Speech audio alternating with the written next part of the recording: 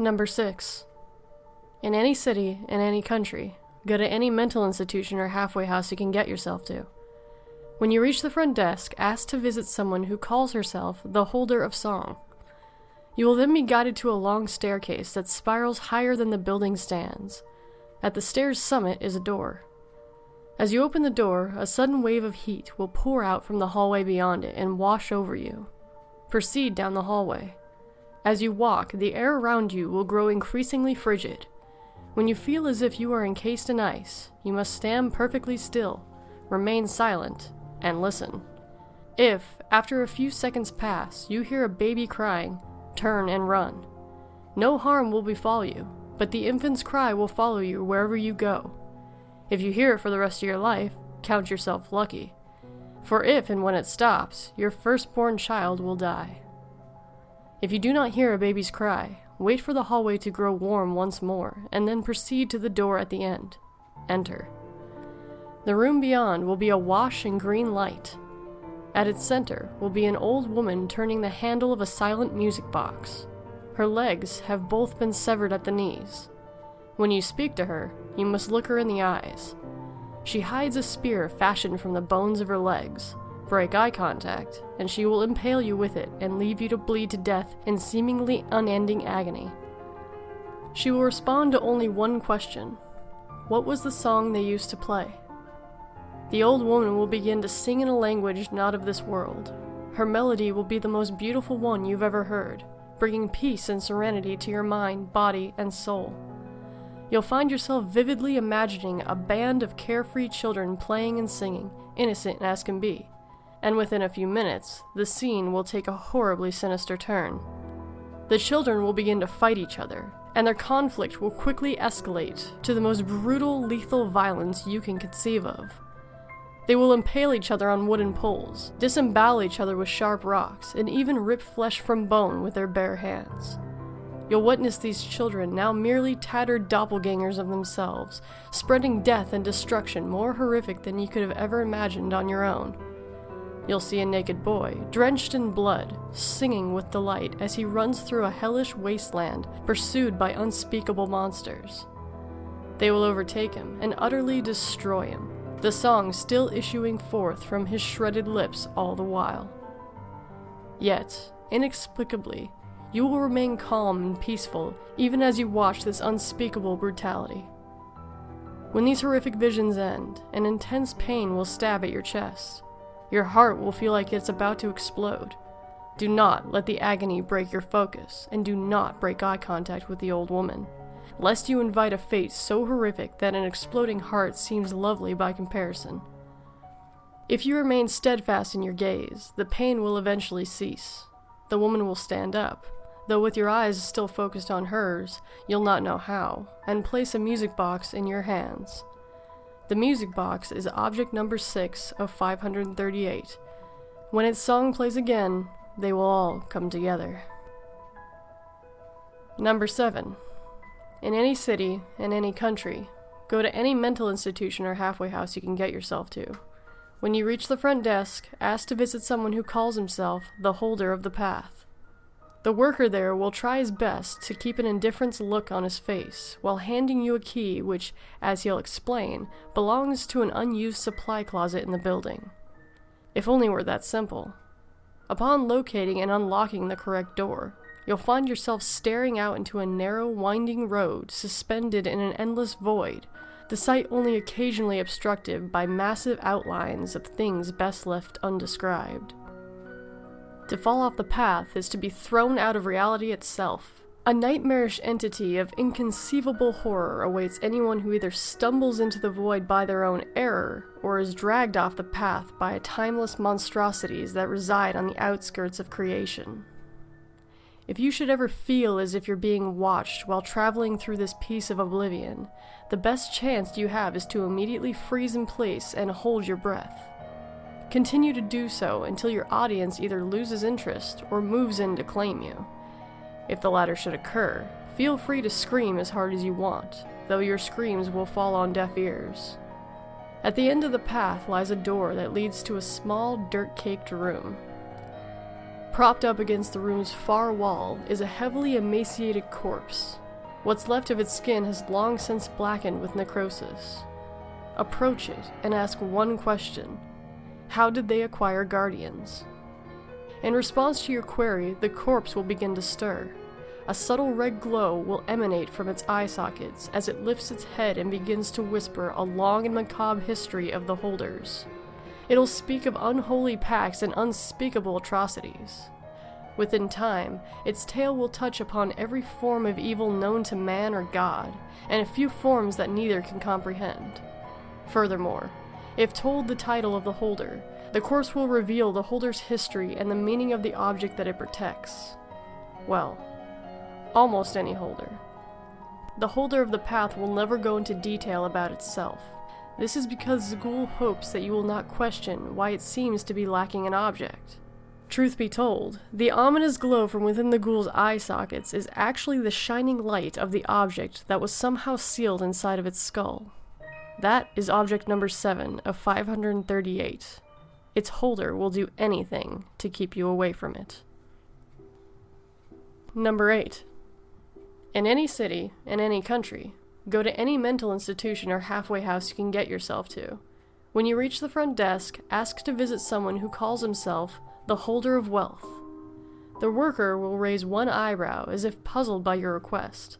Ask a second time, and the worker will shrug and take you across the street where an opulent mansion awaits. If you're observant by nature, you may notice that the mansion was not there when you started your quest. Its owner would rather you didn't think about such things. Inside the front door will lay a grand staircase spiraling up across the foyer. The walls will be covered in fine paintings, and a large marble statue will rest on a pedestal by the base of the stairs. The statue's eldritch features will invoke an image of a truly horrific beast, at once both alien and evil. Admire it all you want, but don't touch it, unless you wish to awaken this starved monster. Ascend the staircase. As long as you don't touch anything, you'll be safe. Don't panic. At the top of the stairs, you'll find a small wooden door. Its plain and unassuming appearance is a sharp contrast to its decadent surroundings. It'll open on its own for you, so long as you're not afraid. Past it, you'll see a man with a pointed goatee and short, cropped, gelled hair standing behind a large mahogany desk. His suit is made of both human flesh and Italian silk. He will speak at great length. He'll talk about his amazing, beautiful house and the lovely statue of his concubine resting downstairs. Do not interrupt him, and do not answer any questions he may ask. When he's finished, steel yourself and confidently ask, "May I have my salary?" He will proceed to explain to you in great detail the value of life. He'll talk of things worse than death, and he'll tell you exactly what he expects you to do. The fabulous interior of the room will rot away, and the floor will turn from French weave to feces. The man's appearance will become cycloptic and unimaginably horrendous. He'll fish out a small blank note from the pockets of his human suit and hand it to you. The note is object number 8 of 538. Its holder is counting on you to spend it. Number 9. In any city, in any country, go to any mental institution or halfway house you can get yourself to. When you reach the front desk, ask to visit someone who calls himself the holder of wisdom. The desk clerk will chuckle and guide you to an empty room. They will hand you a key and tell you to wait some time in the room until you hear a bell. When it rings, you have to lock the door through which you entered. Wait until you hear a second ring, and then unlock it. Once those instructions have been carried out, the door will open all by itself to reveal a long hallway, with every conceivable color painted on the walls, ceiling, and floor. Follow the hallway until you hear a girl singing. Stop, close your eyes, and stay where you are until the girl finishes the song. If you fail to remain perfectly still, run. Run back through the door you came, as fast as you can. Jump through the window of the room where you waited earlier, and you might live. Should you be unable to reach the window in time, you'll be dragged back into the hallway by something that's definitely not a little girl. You'll be pulled by this horror until time itself ends, forever feeling the pain of every soul dragged to an early grave. If, on the other hand, you manage to remain perfectly still until the song ceases, you'll be free to either turn around and leave forever, or venture forth into this realm. If you prefer the latter course of action, walk deeper into the hallway until you reach a human-shaped door. Open it with the same key that was given to you earlier. Step inside, and close the door behind you. In the middle of the room, you'll see a desk with a bright candle. Behind the desk is a man, whose face isn't visible behind the shine of the candle. Approach, but always keep the flame between you and the man's face, for if you witness what he looks like, your gaze will be fixed on his until your own hands have removed every inch of skin from your bones. Stop when you're 5 steps away from the desk. The man will raise his hand and gesture you to come closer, but do not step any further than this. Close your eyes and ask him one question. Who will bring them back together? You will hear the man rise from his chair and begin to pray in a language that you do not understand. After 2 minutes, you'll hear a name. If you hear Anubis, then you'd best utter your own prayers in the short time you'll have to do so. But if it's Thor you hear, then you may open your eyes. You'll see the man's severed head laying on the desk, still speaking. After another 3 minutes, his prayer will cease, and he'll tell you how you'll die. He'll describe every minute detail of your horrible death, and you'll be unable to move or react until he explains your end.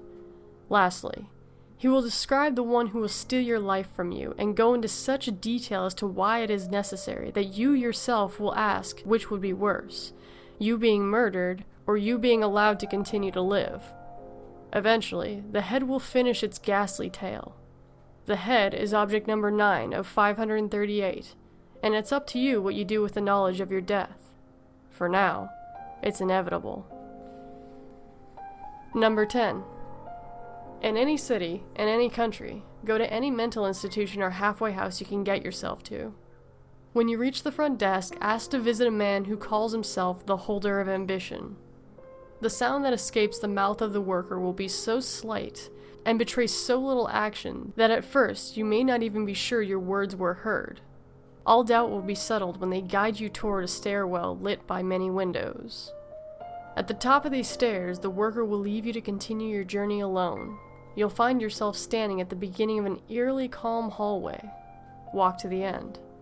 In all likelihood, you'll encounter a shadow that moves along the wall. Do not follow it, for it is the one thing that will lead you to a place you do not wish to go. A place filled with your silent fears and failures from which you cannot return. No matter what shape the shadow takes, no matter how it eases and taunts your dreams with the greatest of your desires and hopes, do not even let it tempt your gaze, let alone your feet. If you make it to the end of the hallway without losing sight of your goal, you'll find an open door with no locks, bolts, or restraints. A soft light bathes the room in front of the opening. This is your one and only chance to leave without facing the Holder of Ambition or collecting his object. If this is the course of action you wish to take, then walk directly back the way you came, without attempting to peek around into any other doors, lest you discover what the seductive shadow hides. Behind the doorway lies a room, bathed in an artificial light cast by high windows that cover each wall's expanse. At the room's center stands a tall, healthy man, standing naked and looking out into the light. His body is covered in uncountable tattoos and scars. Only his face is recognizable as unaltered human flesh. You might be tempted to look where he looks in search of the object of his focus. Feel free, but you'll see nothing, and learn nothing. The man will not react to anything other than the question, what joins them together? When asked, he'll turn and look into your eyes. Meet his gaze, but know that if you're not prepared, if there's even the slightest doubt of your intentions, then you'll lose yourself in his soulless eyes for an eternity. If, on the other hand, your gaze is an honest one, he will begin to speak in a low voice. His tone will be a comical one, his tale told as if they meant nothing at all. But you must not miss a word, for this story is your preparation. Listen carefully to his tale, and remember every detail. When the man finishes speaking, he'll bring his hands to his chest and remove the sutures from one of his more noticeable scars. As the sutures come out, he will bleed profusely and fatally. When the last of his sutures have come out, he will offer them to you, uttering his final words through his own gargling blood. Choosing to seek leads to an inevitable fate. The clump of sutures is object number 10 of 538. How you use them depends on what you hear.